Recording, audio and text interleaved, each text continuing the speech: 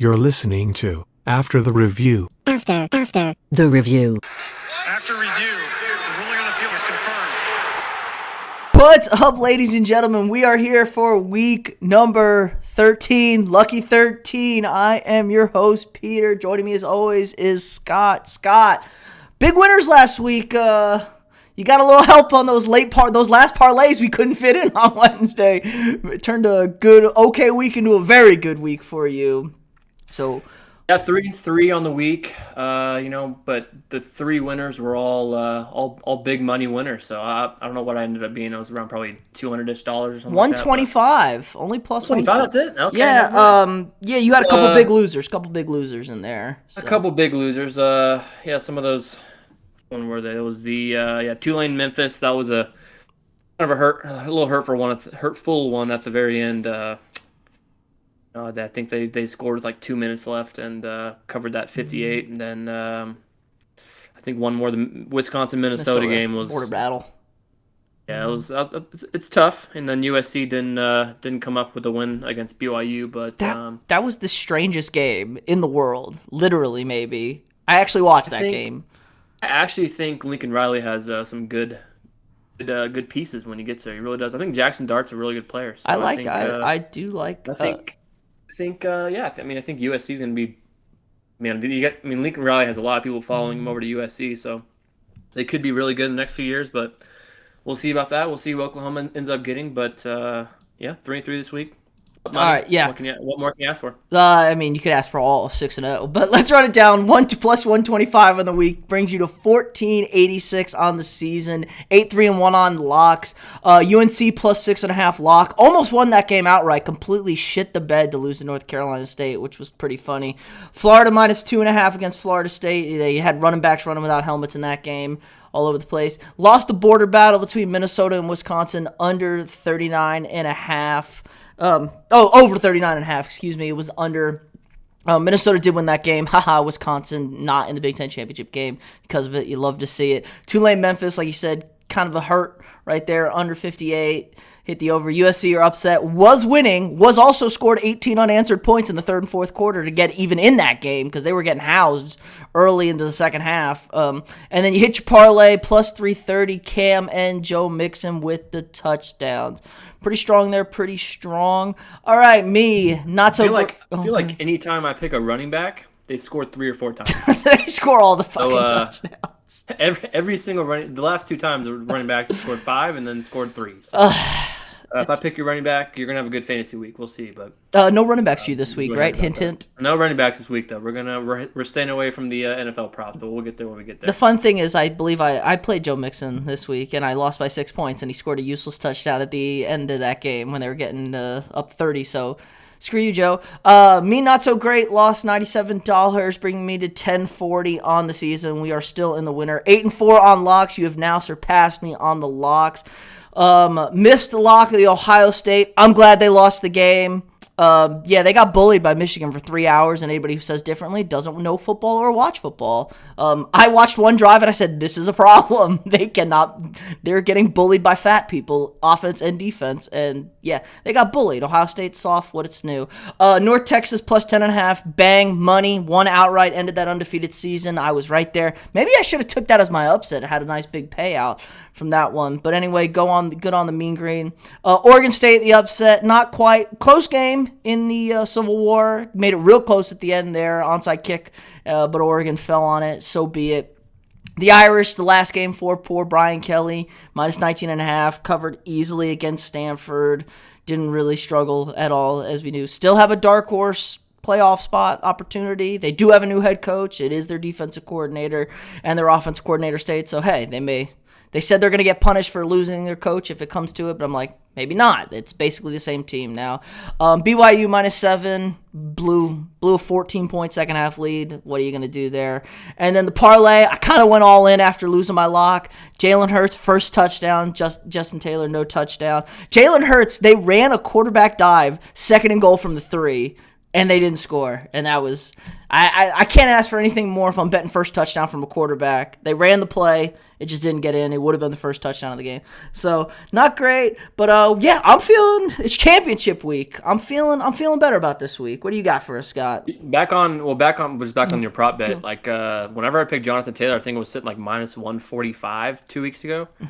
Ever since, I think it's down maybe to like minus 380 or something. It was just 220. keeps on dropping. I think 220 last week, and that's on like under 300. I'm like, wow. I guess everyone's trying to bet him now, but that's not even worth it at this point. Minus 300.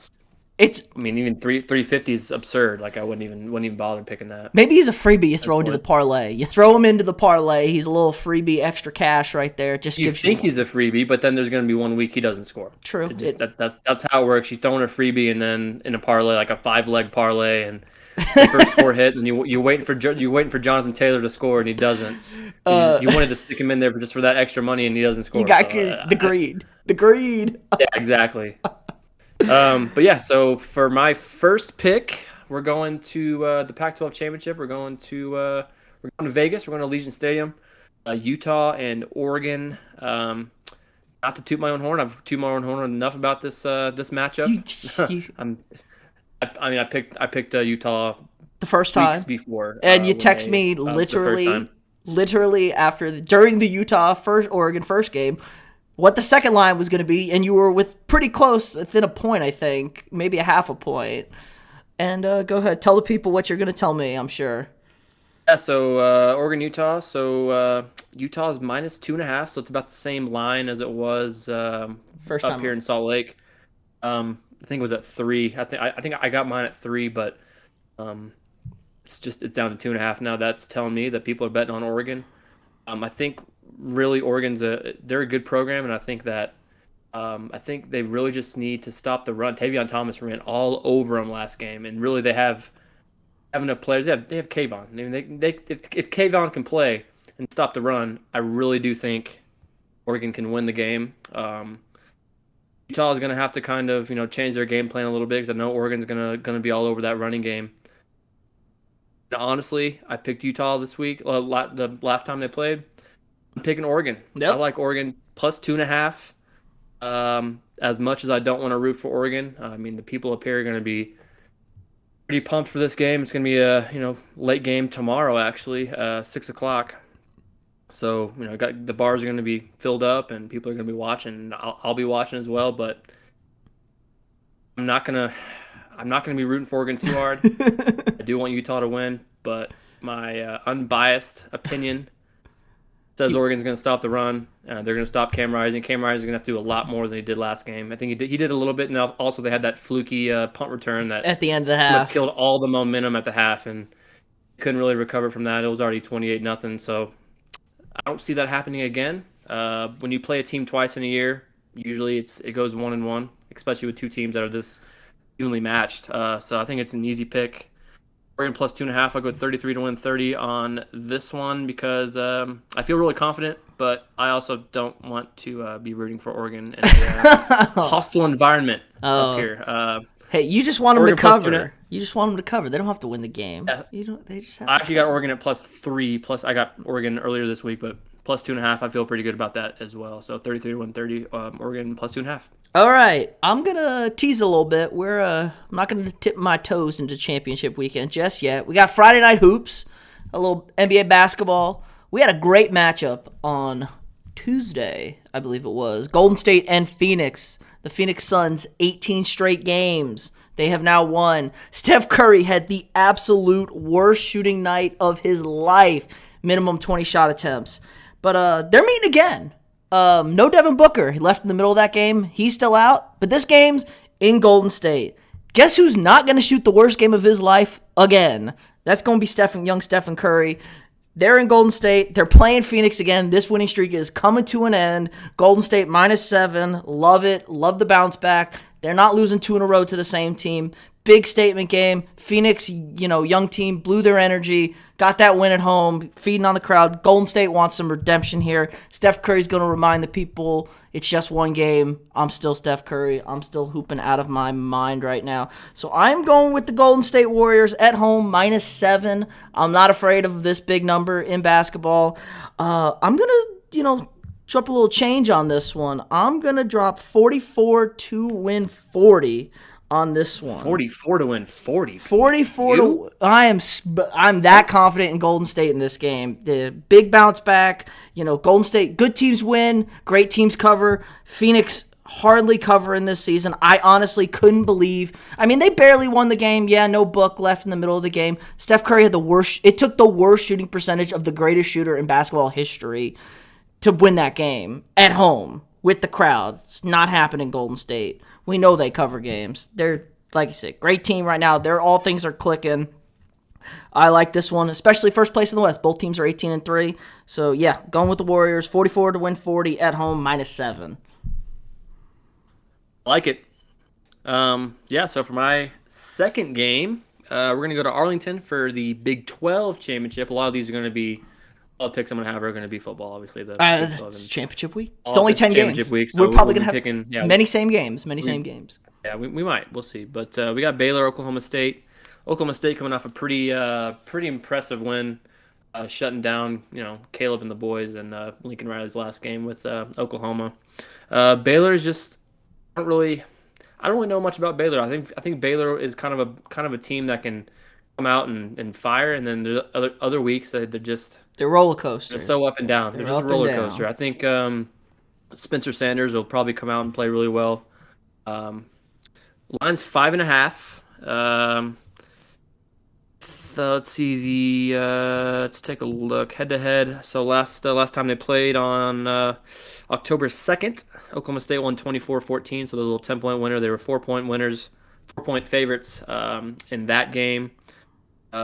And I think they're gonna continue to roll. I know I said last pick that when you play a team twice, you usually go with the other team, but for some reason I have this feeling about Baylor they won't come out and really play that well. Oklahoma State just coming off that big win against Oklahoma at Bedlam, and they have the motivation. They have the motivation to get into the playoff if they win. They win and they're in probably. And that's about as much motivation as you need. I don't think this is the best chance they'll get into a playoff. Maybe next year when Texas and Oklahoma probably end up leaving. Big 12 will open up. They'll have a few more teams, Cincinnati and BYU. But the time is now. 12 championship -5.5. Like them, Oklahoma State -5.5. Let's see what I have on here. I think I got 44 to win 40 on that one. Feel pretty good about it. I guess we'll see. I might come out and ball. am a little less confident than you, but I feel everything you're saying. Only hesitancy I have with Oklahoma State here is sometimes you beat your rival, you never beat your rival, and you come out flat. But I don't think Bohannon is healthy for Baylor yet. Like you said, they've kind of been up and down. So I'm also taking Oklahoma State -5.5 here. Not as confident in you. 22 to win 20 is my bet. I love what I saw from Oklahoma State in the second half. The defense completely shut down Oklahoma. It looked like it was getting out of hand there. Turnovers, the missed field goal. They were down 2 scores late into the third quarter, and it was like, oh, God, you can't, sometimes Big Brother just is always going to Big Brother you. But Oklahoma State overcame that. It's all in front of them right now. They just need a Georgia win to get into the playoffs, I would assume. Bama loses, they're in. Bama wins, you might be in trouble there, You say, one loss Oklahoma State, one loss Georgia. Georgia's been a much better team all season with a much better schedule. So, I don't know. But I think Oklahoma State covers this game. 5.5 is not too big of a number. Like you said, 1 by 10 in the first meetup later in the season. And Baylor is a little banged up. And they don't feel like they have that. I don't fear Baylor. I don't fear them. I've watched a lot of Baylor. I've bet on them a few times the last few weeks, and they've been in some big games, and they don't wow me. They play solid fundamental football. Oklahoma State's defense, if they start clicking and Oklahoma State's offense doesn't turn the ball over, they're a real problem. They play very good defense, Oklahoma State, which is the opposite of what Mike Gundy's known for at Oklahoma State. So it's a nice change of balance. Veteran quarterback in Sanders, going to hopefully take care of the ball. Was a little iffy at sometimes in Oklahoma. I'll blame that on nerves. So I like the Cowboys. -5.5, 22 to win 20. All right. So for my third pick, Wake Forest and Pitt. Okay. So we have the battle of two pretty good quarterbacks, Sam Hartman, Kenny Pickett. They've been slinging it. They were both Heisman candidates pretty much all year. Kenny Pickett is the Heisman favorite right now. Out of nowhere, it feels like. He is the money favorite right now to win the Heisman. I think if Bryce Young ends up winning, he has a shot. Championship, he'll end up getting it, but especially after last week. He'll get it if they end up winning. But so in this game we got Pitt -3. So they're by Kenny Pickett. They're favoring Kenny Pickett. Over-under is 71.5. 71.5. It's a lot of points. Seems like a lot of points to me. When you look at the last couple games here, Wake Forest was under last week against Boston College. Clemson, they kind of blew them out. Clemson scored a decent amount of points. They got 27. And then when you look at Pitt, they've been kind of all over the board too. They were under 58 and they were under 71.5. They were over 66.5. It's kind of, I don't know. 71 to me just seems like that's a 41 to 30. That's like a 38 to basically 35 kind of game. That just means that the quarterbacks are going to be slinging it. Can the defense get a stop? Can Pitt's defense get a stop? Like, we know Kenny Pickett and Pitt are going to score points. Can Pitt's defense stop Wake Forest is the real question here. This is just showing me it'll be a really exciting game, but man, 71.5. Too big. That's way too many. It could very well happen, but for me, I have to stay with the program. I got to stay with the trend of this program. We're going to take the under 71.5, and I'm going to bet pretty big. I feel. You got to have a lot. There's got to be. You have a big lead on me. You're splashing cash left and right. You got to have 10 touchdowns in this game to even get close to 71.5. Man. It doesn't add up to me. It could very well happen. It could just be a shootout. If it does happen, hey, at least we'll get a good game out of it. A good game to watch at home. I think it's a 6:00 game on Saturday, so we want to have a few beverages in them by then, and looking to see a good game. I'm gonna go 55 to win 50 on this one. He's got. We'll see what happens. I got money to blow. I'm on top here. I'm up. I'm at like 1,300 something. Yeah, you're up. You're up 480, almost $500. You're up. We're gonna make some bigger plays going into bowl season here. So under 71.5, 55 to win 50. We'll see what happens. I'm rooting for a shootout, but in my case, we're gonna stick with the trend of the program here, and let's see if we can win some big time imaginary money for the program. Put a pin in this game. Hint, hint. Not going to comment. Maybe have this pick certain things set up, but it's going to be a good game. So I'll go my next pick. Let's go into let's go into the SEC championship game. It's a big game. It's 1 versus 3. This is Georgia. This is Bama. Bama survived by the hair of their chin last week against Auburn. Bryce Young is a stone-cold killer. It was a dog effort from him as a freshman. Incredible in a hostile environment. But Georgia's been the best team all season. The best defense. Just great. And Bama's offense under Bill O'Brien, old butt chin, has not been great in spots. I mean, Auburn's defense is good. It ain't that good. They got completely shut out for the entire game except for the last 96 yards. And then overtime's overtime. It's all up in the air for that. Bama's defense has been very good. Bama's very banged up on offense. No wide receivers banged up. They got one scholarship running back available to play, so they haven't been able to run the ball all year. It ain't going to get any better. So Georgia, know you got to pass. It's going to help Georgia out a lot. Georgia's front is great. I'm not touching this game with a 10-foot pole. Line is 6.5. Georgia's going to win this game. I just don't know by how much. Could be a little, could be a lot. What I do like is the under right here. 49.5 points. Both defenses are great. It's not the biggest line. It's not the smallest line. Could be a high-scoring game. Sometimes you see that with two great teams. Also, people work things out. Two great defenses that are playing. I think this is a low slugfest. Georgia does not have the offensive firepower that Alabama normally has. Alabama's offense has struggled at times. This is going to be a low game. I think this game's in the 20s. Just not quite enough. I'm thinking a 24, 20 game, one of those kind of things. Maybe I got to avoid a defensive score is my biggest worry. Georgia's going to run the ball. They're going to try and control clock. Bama's ain't going to, they're not going to try and let them do it. So I'm all in on this under here, 49.5. By all in, I mean 22 to win 20. I'm sticking with the program. We're going under. Georgia's winning this game. I just don't know if they cover it. I've been hammering the Georgia. You got on me about it. The Dogs are winning this game. I'm sitting on the Dogs. They're the best team in the country. They're the best defense I've ever seen. But, so we're going to not score points this week. Like I said, the over-unders have been all over the place on these two teams, up and down. Usually because Georgia can score. I don't think Georgia's going to be able to score against Bama. They haven't faced a defense like Bama all season. The SEC East is kind of bad. And Bama's offense has been very mediocre against better defenses, and Georgia's the best defense by a country mile. I mean, you'd have to double their points given up, and you're still not at the second most points given up in college football. That's insane. So, love this under here, 49.5. 22 to 120. All right, I'll have more to say about that game here in a little bit. But, I know where it is. don't you worry. I'm coming back with some more on that game. Let's go. Bet? You want to go? Let's go upset first. Let's go upset. You got your upset?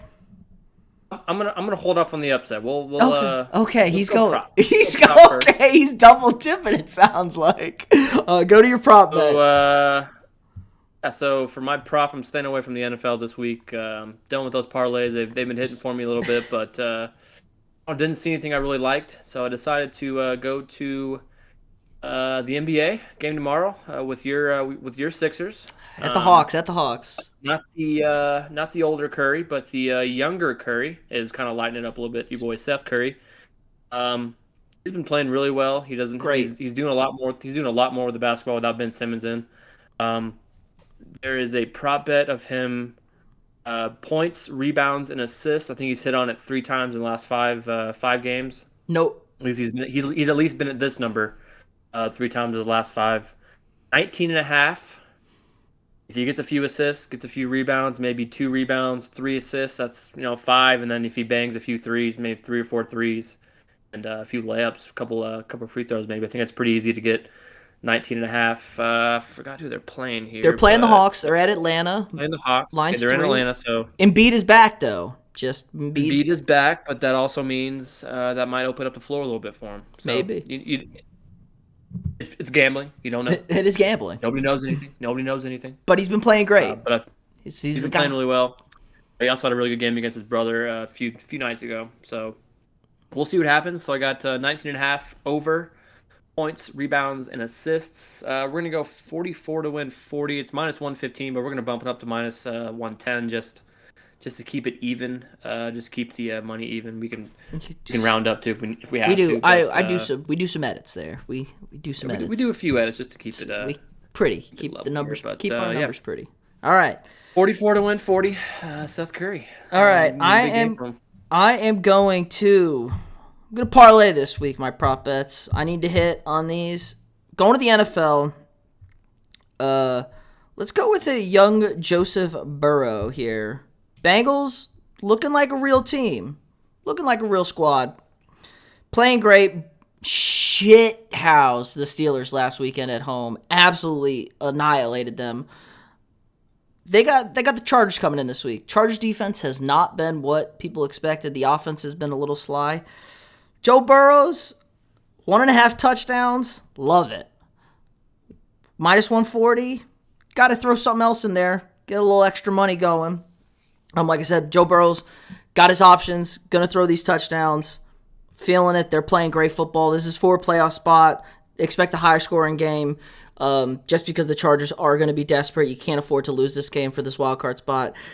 And the next, I'm going to parlay this. I know I'm breaking a little bit of the rules, But Dalvin Cook is out. Dalvin Cook has torn his labrum. Minnesota playing the Detroit Lions. Detroit Lions do not have a win. They have a tie. They should have won on Thursday. Heartbreak as usual, so 10 days off. Vikings got to throw the football. They didn't throw the football in their first matchup, and it was terrible. Had won by last-second field goal, like 17-15, I think they won that game. Just awful, awful, awful. Over 1.5 passing touchdowns for my man Kirk Cousins. 31 touchdowns, 3 picks on the year. He's averaging 3 touchdowns a game, just under. Pretty good, I would say. Really playing well. He's having an MVP type season. They're just gonna remember him for lining up under the guard instead of the center. That's all he's gonna be remembered for, unfortunately. So I like him over 1.5 passing touchdowns. He's gonna get Jefferson the ball. Jefferson was bitching at him about this week. They only threw the ball to him 4 times. He's gonna get in the end zone. Thielen walks into the end zone, it feels like, every time. So Detroit doesn't have a good pass defense. The only sort of good defense they do have is a run defense. So I like the Vikings to open it up. Over 1.5 touchdowns for both my quarterbacks, Cousins and Burrows, plus 153. So I'm going to go 20 to win 30 on these two. All right, so you got a tease? You got a lock for me? I do have a lock for you. Okay. You already talked about you already talked about this. I did bring this game up, and I'm sure it plays into your upset as well. Yeah. All right. So there's a lot riding on this game for me. Some reason I'm feeling like a little clairvoyant on this one. Really feel like I can tell the future here. Really feel like the fortune is with me. I've been doing really well the past few weeks. I think I'm sitting about 58%. So we're trying to stay a little above 50. And for some reason, looking at this game, Georgia, Alabama, everybody has Georgia, like yourself. I have them winning the game. Here. I don't have them covering. I have them winning the game. It's a little different. So, Georgia's 79% of the bets are on Georgia. At 6.5. At 6.5. For me, that just feels like, what have you done for me lately? It's absolute recency bias. Describe recency. You mean all year? Oh, I'm saying that Alabama barely squeaked past Auburn, and they're not. We beat Auburn. Like, are you kidding me? Like, everyone's thinking, oh, Alabama's a shit team. They barely beat Auburn. Duh, Georgia's going to kick the shit out of Alabama. I've seen so many comments on Instagram, on Twitter, everything like that. Georgia's just going to steamroll them. I don't see that happening. I think Alabama's going to end up winning the game, not just covering. I think they're going to win the game. The very beginning, I just thought, I think Alabama has this. When is the last time Alabama wasn't in a college football playoff? And really thinking about it, Bryce Young has come up, played really well. I know last week was I wouldn't say a fluke. It was a pretty high emotion game. Iron Bowl is always a pretty close game, regardless of who's playing quarterback, regardless of where it is, what they're ranked, anything like that. So I always feel like those games are close. A lot of people just think that they didn't beat them by a lot. Even four overtimes. Four, I believe. However many overtimes it was. A lot. I think Alabama's going to end up winning this game. I got them at plus 195. I'm locking it in at plus 195. I'm not going to not taking the points. I'm taking money line lock 100 to win 195, as well as do another $10 just to sprinkle it on the money line upset we have every week. So we'll go 110 to win something. We'll put it up there. I don't know what it is, but I also have another bet with my girlfriend too. That's going to be a lot of fun. We watching together, and we'll see what happens there. But stay tuned. See what happens. It's a big game for me on the program, in real life, everything like that. God. She's got Georgia. I have Alabama. It'll be a lot of fun. I'm ready to go. It's going to be a lot of fun watching it. I feel bad for Oklahoma State then, because then they're not getting in if Georgia loses, because Georgia's already in. You can't punish a team for running the table and then losing to number 3 on the last week of the season and not put them in. So the game is in Atlanta. Like, let's remember this, people. The game is in Atlanta. This is a home game for Georgia. Care. He's all in. All right. We talked about this game. I guess I'll double dip here then. Upset. Cincinnati I've bet against you once. I'm going to do it again. I like to stay with this number. They're playing their first ranked team. It's all in front of them, Cincinnati, to get the playoff. They're undefeated. I'm going back to my numbers again, playing a winning team as an undefeated. I almost took, I was looking. Utah Lafayette was an interesting one. They're a dog because they lost their head coach. But Houston's 11-1. They're ranked 21. Houston's a good team. They're not bad. They've won the games that are on their schedule.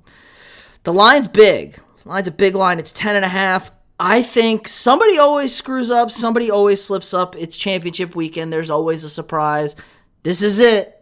The college football gods, whatever the manipulation is, they don't want any mid-majors in this damn thing. They're non-Power 5. You're not getting in.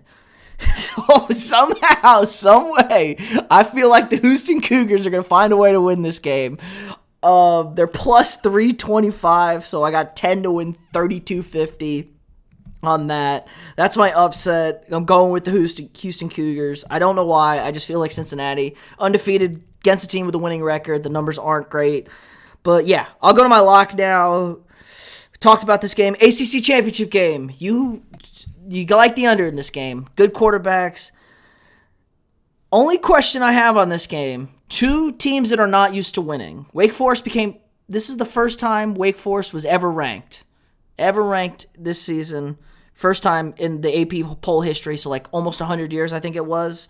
And that they were the last team not to be ranked, I believe.